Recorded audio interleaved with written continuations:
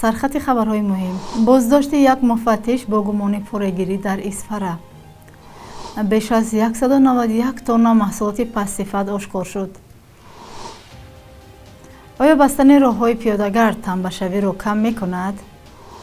و ایران صدها حجت مخفی اسرائیل را ربوده است.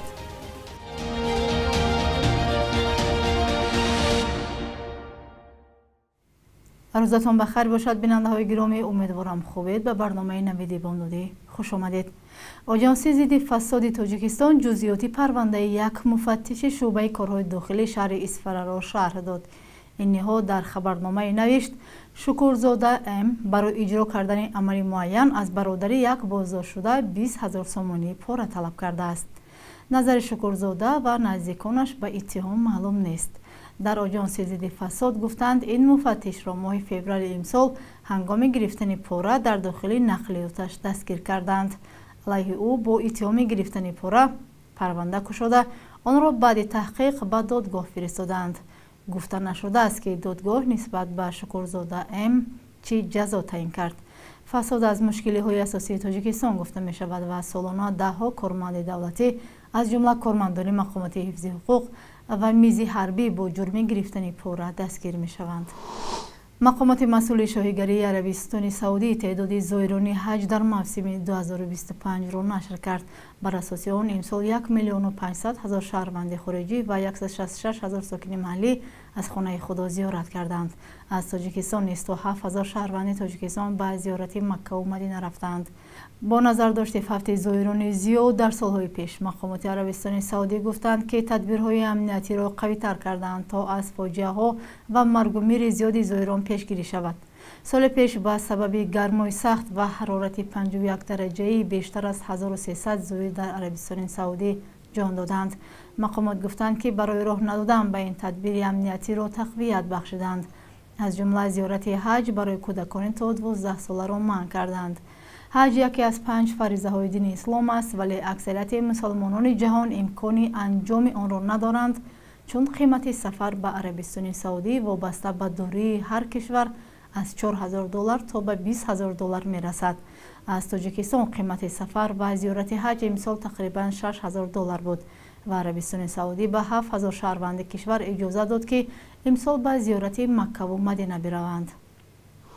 آژانس تاجیک استاندارد بیش از 191 تن محصولات غیر استانداردی را آشکار کرده است. به اطلاع این نهاد در 4 ماه اول امسال شماره بیشتری قانون ویرانکنی ها در محصولات گوشتی، روغن رستنی، نوشاکی ها و حتی نمک به قید گرفته شده است. اما آژانس نام تاجران و صاحبکارانی که مال و محصولات بی‌صفت و مهلتش گذشته را به تاجیکستان آوردند و یا به سودا گذاشتند آشکار نکرده است. طبیبان بارها از پیامدهای ناگوار استعمال محصولات پس‌صفت هشدار دادند و ساکنان خواستند که هنگام خرید احتیاطکار باشند. با وجود فعالیت نهادهای به مثل کمیته بی‌خطری عضوقواری و تاجیک استاندارد که به جلوگیری از پهنشوی محصولات پس‌صفت کار میبرند، تنقیدها از وجود محصولات غیر استانداردی و ضررآور در بازارهای کشور پیوسته صدا میدهند.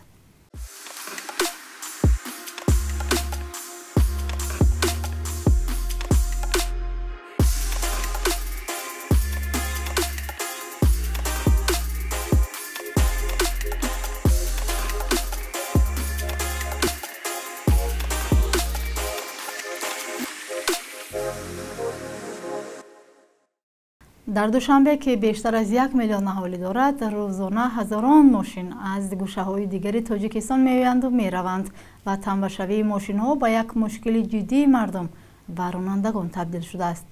مقامات قبلا برای رفع این مشکل چندی از راه‌های پیاده‌گذر را بستند تا تنبه‌شوی کمتر شود، ولی ساکنان می‌گویند مشکل همچنان از بین نرفته است و معلوم نیست برداشتن پیاده‌گذرها تا کجا ثمر می‌دهد. علیشیر ظریفی و امیر صایف گزارش می‌دهند. خیابان مرکزی دوشنبه بستن برخی گذرگاه‌ها در این خیابان گشت و گذار این زن را مشکل کرده است. میگوید اکنون برای گذشتن از یک سمت به طرف دیگر باید راهی درازی را طی کند. بله مشکل است. من به خاطر همین کالسکا با اسکوتر دارم. بعض وقت ما همین مجبور میشیم که با راه همین پیشخود کسی گذاریم که لیکن پیشخود محکم است. بعد ما میستیم نگاه میکنیم که کای ماشینا میگذرن که یا کمتر ماشینی حرکت ماشین کمتر شود که من با یک اسکوتر کسی گذرم. این بسیار مشکلی دارد. بله بسیار جا باید است. адолат мегӯяд гузаргоҳҳои пиёдагардон набояд дар масофаи дур аз ҳам ҷойгир бошанд, зеро маъюбон тавони ҳаракати зиёдро надоранд. дар душанбе дар муддати кӯтоҳе 17 гузаргоҳи пиёдагардонро аз роҳҳои шаҳр бардоштанд, зеро ба гуфтаи мақомот сабаби танбашавии пайвастаи мошинҳо мешуданд. ронандагон мегӯянд, ки бардоштани пиёдаравҳо роҳи пешгирӣ аз танбашавии мошинҳо нест. اگه تنبشوی مثال یکم بشکفت یا ضرر نداره. تنبشوی همین وقت دقیقی چه وقت دیگر نمیگیرم. من 2 minut یا minut میستیم دو صد میکنم. ویگم در پوتاری باید آری باید یا چی خرید میکنم شاید روزور یا چی میگذره. یکی از پیاده‌روهای محله گلستان که حالا بسته است. با گفته ساکنان محله بستن گذرگاه‌ها تنبشوی ماشین‌ها را کم نکرده، بلکه برای پیاده‌گردان خطرزا شده است. آخه برادر وقت شده اینا 2 قدم بود. میگذاشتیم اینا پیش خود بود اونمو زبر همش بود اینا کود اینا محکم کردن اونا پادزمین خود قطعی گیرگردان اینا قریب رفت اومد 1 کیلومتر آخه ای پای معیب قطعی یا من نه او معیبا بسیارن بعد باید چیکار میکنن شاید من نمیدونم چی با محکم کردن دیگه هیچ صرفه هم نمیرم.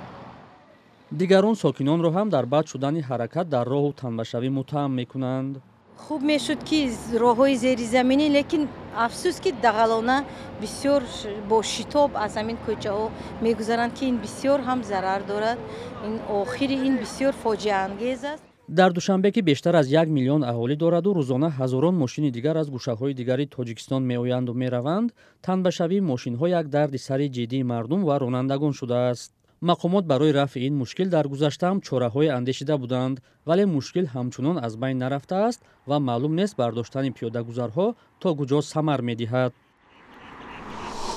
расонаҳои давлатии эрон хабар доданд, ки ҷосусони ин кишвар як бастаи калони ҳуҷҷатҳои махфии исроилро дуздиданд. исроил то ин лаҳза ба иддаои эрон расман ягон вокуниш накардааст. хабаргузориҳои маҳаллии эрон 7 июн навиштанд, баъзе аз ҳуҷҷатҳои рабудашуда марбут ба барнома ва таъсисоти ҳастаии исроил аст, аммо ҷузъиёти бештар надоданд. хабаргузории садо ва симо ба нақл аз манбаи огоҳ дар дастгоҳи амниятӣ муддаӣ шудааст, ки эрон ба анбӯҳе аз иттилоот ва ҳуҷҷатҳои ҳассоси исроил аз ҷумла ҳазорон ҳуҷҷати вобаста ба таъсисоти атомии он даст ёфтааст. айни ин хабарро чанд расонаи дигар дар эрон нашр карданд, аммо ҷузъиёти хосе дар бораи ҳуҷҷатҳо нагуфтаанд. исроил ба ин хабар то лаҳзаи нашри ин матлаб вокуниши расмӣ накардааст, аммо рӯзномаи Иерусалим пост бо бознашри хабари расонаҳои эронӣ навишт, ҳанӯз моҳи май 2 исроилӣ бо айбномаи ҷосусӣ ба нафъи эрон боздошт шуданд. нашри ин хабар дар ҳолест, ки танишҳо бар сари барномаи ҳастаии эрон афзоиш ёфтааст. бахши агрӯзи таърих аз муҳимтарин рӯйдоди таърихӣ барои имрӯз 9 июн хабар медиҳад.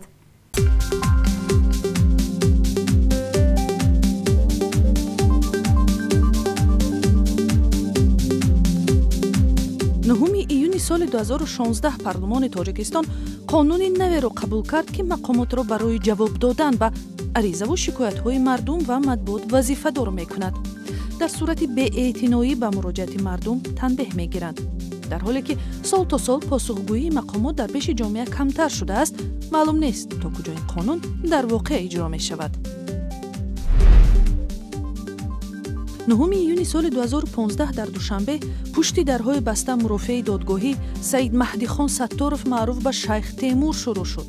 рӯҳоние ки гӯё даъвои пайғамбарӣ кардааст, бо иттиҳоми мисли бисёрзаниву тамаъкорӣ муҳокима ва ниҳоят ба 16 соли зиндон маҳкум шуд. ӯ дар синни 72 солагӣ яке аз даҳҳо қурбонии ошӯби зиндони ваҳдат дар соли 2019 шуд. 9 июни соли 2017 дар ноҳияи Ҳисор 2 масҷиди маҳаллӣ баста шуд.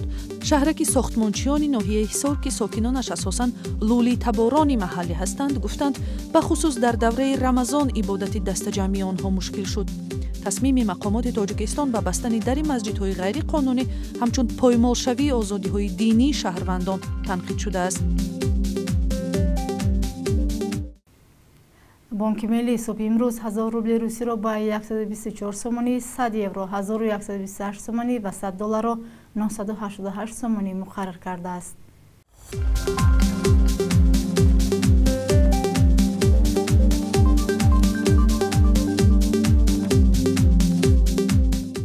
بینندگان عزیز، اینجا رسیدیم به پایان برنامه، اما شما می توانید دوام روز هم خبر و گزارش های نو را در سامانه و شبکه‌های اجتماعی رادیو آزادی پیدا کنید.